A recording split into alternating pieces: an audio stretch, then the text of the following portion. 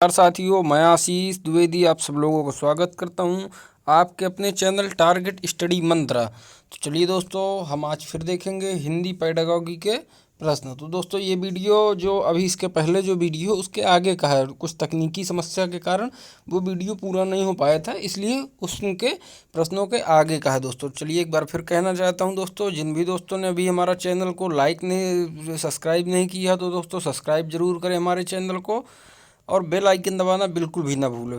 और दोस्तों, कोई भी सुझाव हो आप लोगों का तो कमेंट बॉक्स में बिल्कुल दीजिए, हम लोग उसमें सुधार करेंगे। चलिए दोस्तों, तो सातवें 6 प्रश्न हो गए थे दोस्तों, सातवें प्रश्न से करना था हमको। चलिए दोस्तों, पढ़ते हैं प्रश्न। बहुभाषिक कक्षा में, देखिए यहाँ क्या लिखा है दोस्तों, बहुभाषिक।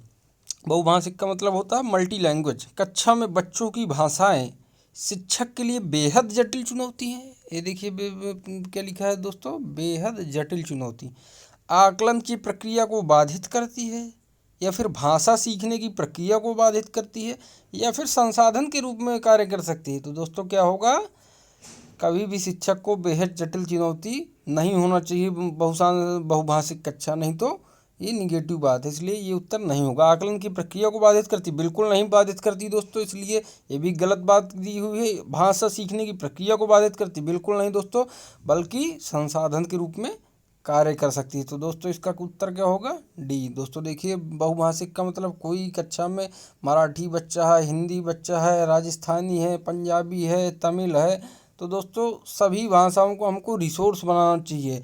शिक्षक को सभी भाषाओं को सम्मान देना चाहिए बच्चों की, और रिसोर्स के रूप में प्रयोग करना चाहिए, तभी दोस्तों ये अच्छी बात है। तो क्या होगा दोस्तों, सातवें का डी नंबर, संसाधन के रूप में प्रयोग करना चाहिए। चलिए दोस्तों, आगे बढ़ते हैं आठवें प्रश्न की तरफ।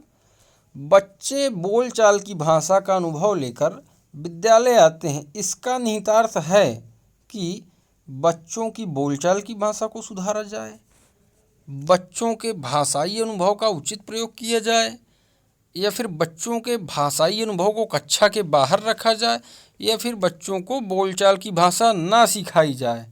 तो दोस्तों ध्यान से पढ़िए, क्या होगा, बच्चे बोलचाल की भाषा का अनुभव लेकर विद्यालय आते हैं, ये बिल्कुल सही बात है। कोई बच्चा विद्यालय आएगा, विद्यालय आने के पहले वह अच्छी तरह अपनी बात को दूसरे के सामने बोल सकता है और दूसरे की बातों को समझ सकता है। तो इसका क्या मतलब है, बच्चों की बोलचाल की भाषा को सुधारा जाए, मतलब आप कोई बच्चा जैसे बोल रहा है उसको आप सुधारेंगे, कह देंगे आप तुम गलत बोल रहे हो, इसको सुधारेंगे, ये दोस्तों देखिए गलत बात कर रहा है, इसलिए ये हमारा उत्तर नहीं होगा। बच्चे के भाषाई अनुभव का उचित प्रयोग किया जाए, बिल्कुल सही बात है दोस्तों, उचित प्रयोग हमको करना ही चाहिए, बिल्कुल पॉजिटिव बात है दोस्तों ये, इसलिए हमारा उत्तर अभी बी सही है। बच्चों के भाषाई अनुभव को कक्षा के बाहर रख, मतलब उनको जो भाषा का अनुभव उसको आप कक्षा के बाहर कह देंगे कि कक्षा के बाहर अपना अनुभव रख के आओ, यहाँ पे आज जो मैं समझाऊँ वही समझना है तुमको। ये दोस्तों देखिए निगेटिव बात है, ये भी उत्तर नहीं होगा। बच्चों को बोलचाल की भाषा ना सिखाई जाए, ये भी दोस्तों देखिए गलत बात कह रहा है, इसलिए इसका उत्तर दोस्तों बी हो जाएगा। चलिए दोस्तों, आगे बढ़ते हैं नौवें प्रश्न की तरफ। भाषा सीखने सिखाने में आप किसे सबसे अधिक महत्वपूर्ण मानते हैं, सामाजिक अंतःक्रिया, दृश्य श्रव्य सामग्री, बाल साहित्य, या फिर साहित्य विकास। दोस्तों ये प्रश्न बहुत ही सरल है, आप लोगों ने अगर थोड़ा भी पढ़ा होगा इसके पहले के ये तो वीडियो देखे होंगे तो आप तुरंत इसका उत्तर दे देंगे। तो भाषा सीखने सिखाने में आप किसे सबसे अधिक महत्वपूर्ण मानते हैं, तो दोस्तों क्या होगा, सामाजिक अंतःक्रिया, इसलिए इसका उत्तर दोस्तों ये हो जाएगा। दृश्य श्रव्य सामग्री, आप ऑडियो वीडियो के माध्यम से उनको भाषा सिखा देंगे, कभी नहीं सिखा सकते दोस्तों। बाल साहित्य, कभी नहीं सिखा सकते। संज्ञानात्मक विकास, दोस्तों बिल्कुल नहीं। तो दोस्तों देखिए, सामाजिक अंतःक्रिया, इसके बारे में वाइगोत्स्की ने कहा है, लेओ वाइगोत्स्की, इन्होंने सामाजिक अंतःक्रिया के बारे में कहा है कि सामाजिक अंतःक्रिया के द्वारा बच्चे सबसे अच्छी तरीके से भाषा सीखते हैं और सिखाते हैं। चलिए दोस्तों, इनकी थ्योरी का भी नाम है सामाजिक सांस्कृतिक सिद्धांत। चलिए दोस्तों, आगे बढ़ते हैं 10वें प्रश्न की तरफ। देखिए, हिंदी भाषा शिक्षक का यह प्रयास होना चाहिए कि वे, क्या प्रयास होना चाहिए दोस्तों हिंदी भाषा शिक्षक का, बच्चों की मातृभाषा के स्थान पर हिंदी भाषा को ही स्थान दे कक्षा में, बच्चों द्वारा मानक भाषा का ही प्रयोग करने के लिए अवसर दें, या फिर बच्चों को शिक्षाप्रद बाल साहित्य पढ़ने के भरपूर अवसर दें, या फिर बच्चों की भाषा संबंधी सहज रचना शक्ति को बढ़ाने के अवसर दें। दोस्तों आप लोग समझ गए होंगे इस प्रश्न का उत्तर भी हिंदी भाषा शिक्षक का यह प्रयास होना चाहिए। क्या प्रयास होना चाहिए हिंदी भाषा शिक्षक का दोस्तों? बच्चों की मातृभाषा के स्थान पर हिंदी भाषा को ही स्थान दे। बिल्कुल गलत बात कह रहा है। अगर बच्चा मातृभाषा बोल रहा है तो आप उसको ये कहेंगे कि नहीं हिंदी ही बोलो। कोई व्यक्ति असम का है तो वो हिंदी कैसे बोल लेगा? आप ही बताइए। कोई बच्चा तमिल का है, उसको हिंदी बोलने में कठिनाई होगी तो आप उसको कहेंगे कि नहीं अनिवार्य है? ये गलत बात है दोस्तों, निगेटिव बात कर रहा है। बच्चों द्वारा मानक भाषा का ही प्रयोग के लिए अवसर दे। बिल्कुल गलत बात कर रहा है। एक बच्चे की बात कर रहा है, उत्तर नहीं होगा दोस्तों। बच्चों की शिक्षा पर बाल साहित्य पढ़ने के भरपूर अवसर दे। बिल्कुल गलत बात कह रहा है ये भी दोस्तों। क्या होगा दोस्तों? बच्चे की भाषा संबंधी, ये देखिए सहज, ये दोस्तों जहाँ सहज शब्द दिखे आपको ये बहुत ही पॉजिटिव बात है। ये जहाँ भी दिखेगा 90% अपनी तरफ उत्तर ले जाएगा दोस्तों। क्या होगा? बच्चे की भाषा संबंधी सहज रचना शक्ति को बढ़ाने के अवसर दें। तो इसका उत्तर क्या हो जाएगा दोस्तों? डी। चलिए दोस्तों आगे बढ़ते हैं 11वें प्रश्न की ओर। कक्षा 5 के बच्चों के भाषा आकलन के संदर्भ में आप किस सवाल को सबसे कमज़ोर, देखिए दोस्तों, सबसे कमज़ोर मानते हैं? ये ध्यान दीजिएगा दोस्तों। यदि इला तुम्हारे स्कूल में आए तो उसे किन किन कामों में परेशानी होगी? यदि कक्षा 5 का एक बच्चा है, शिक्षक कह रहा है कि यदि इला एक बच्चा है, इला तुम्हारे स्कूल में आए तो उसे किन किन कामों में परेशानी होगी?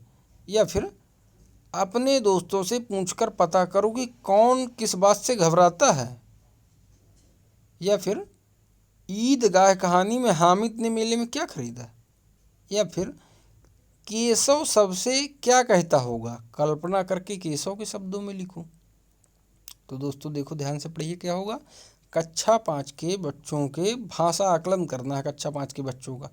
तो सबसे कमज़ोर बात क्या है उनके आकलन के संबंध में? यदि इला तुम्हारे स्कूल में, ये देखिए दोस्तों, ये डाइवर्जेंट थिंकिंग और कन्वर्जेंट थिंकिंग, ये कन्वर्जेंट का मुक्त उक्त प्रश्न और बकंद वाला ये उनका प्रश्न है कन्वर्जेंट थिंकिंग का। सबसे कमज़ोर क्योंकि कह रहा है दोस्तों? अभिसारी चिंतन जिसे हम कहते हैं कन्वर्जेंट को दोस्तों। यदि इला तुम्हारे स्कूल में आए तो उसे किन किन कामों में परेशानी होगी? ये भी दोस्तों, ये तो देखिए अपसारी चिंतन का है, इसलिए ये हमारा, ये सही बात है, इसलिए ये हमारा उत्तर नहीं होगा दोस्तों। अपने दोस्तों से पूछकर पता करो कि कौन किस बात से घबराता है, ये भी दोस्तों अच्छी बात है। ये डाइवर्जेंट थिंकिंग है, इसलिए भी हमारी बात नहीं होगी। ईदगाह कहानी में हामिद ने मेले में क्या खरीदा? इसलिए देखिए दोस्तों ये हमारा उत्तर होगा क्योंकि ये कन्वर्जेंट थिंकिंग का प्रश्न है। ईदगाह कहानी में हामिद ने मेले में क्या खरीदा? इसके लिए हमको ईदगाह कहानी पढ़ना पड़ेगा मुंशी प्रेमचंद की, तब हमको पता चलेगा कि हामिद ने मेले में चिमटा खरीदा था दादी के लिए।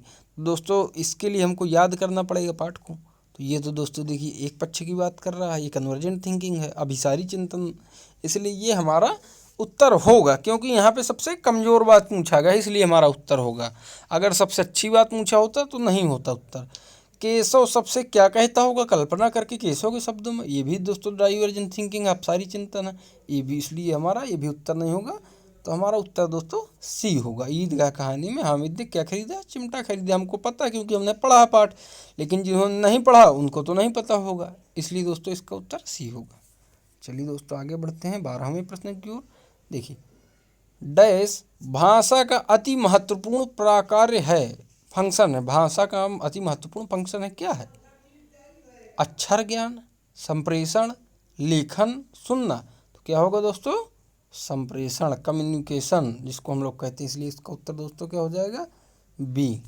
तो चलिए दोस्तों आगे बढ़ते हैं, आप लोगों को समझ में आ रहा होगा। चलिए दोस्तों आगे बढ़ते हैं। तो चलिए दोस्तों यहाँ 12 ही प्रश्न थे दोस्तों आज हमारे उसमें, और 6 प्रश्न आप लोगों ने पहले ही कर लिए, इसलिए दोस्तों 6 बाद में कर लिए। तो दोस्तों आप लोगों से एक बार फिर मैं कहना चाहता हूँ कि जिन भी दोस्तों ने अभी तक हमारा चैनल नहीं सब्सक्राइब किया है तो दोस्तों चैनल को सब्सक्राइब जरूर करें और बेल आइकन दबाना दोस्तों बिल्कुल भी ना भूलें। और दोस्तों कोई भी सुझाव हो आप लोगों का तो लाइक करें और शेयर ज़रूर करें दोस्तों। और दोस्तों कोई भी सुझाव हो तो कमेंट बॉक्स में ज़रूर उसका दें। इसलिए दोस्तों आप लोगों से फिर कहना चाहता हूं मैं एक बार सब्सक्राइब जरूर करें चैनल को और बेल आइकन जरूर दबाएं। वीडियो अगर पसंद आया हो तो लाइक करें और कोई सुझाव हो आप लोगों का तो कमेंट करें।